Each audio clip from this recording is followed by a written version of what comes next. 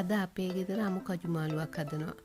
මට හිතුණා ඔයාලටත් මම උයන හැටි පෙන්නන්න. මේ අපේ ගෙදර කඩපු අමු කජු. කජු කපලා පැය දෙකක් විතර පෙඟෙන්න තිබ්බා. එතකොට තමයි පොත්ත ගලවන්න හරිම ලේසි.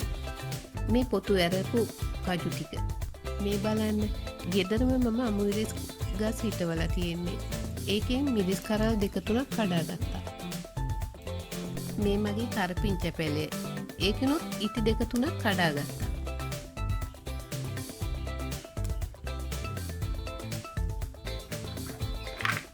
දැන් කජු ටික වළඳට දාගන්නවා.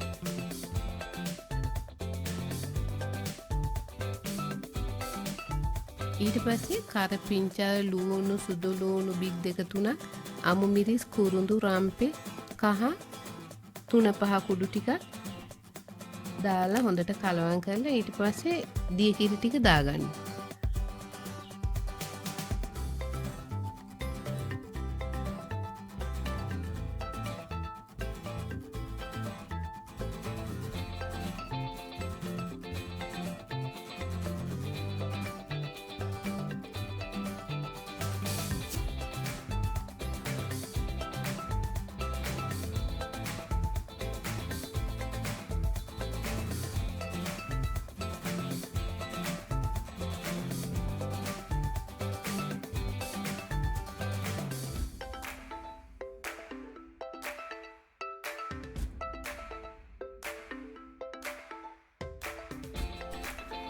දැන් ඉතින් අවශ්‍ය ගානට ලුණු ටික දාගන්න.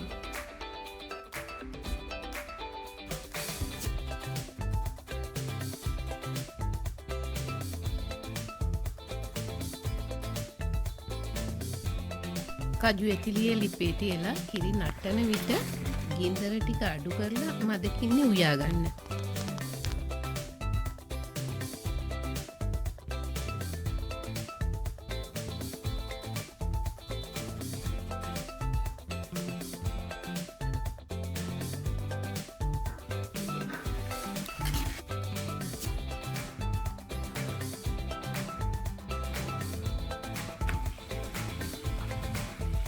දැන් ඉස්ම හිඳිලා කජු ටිකත් ඉදිලා මේ වෙලාවේ මිටි කිරි ටික දාගන්න.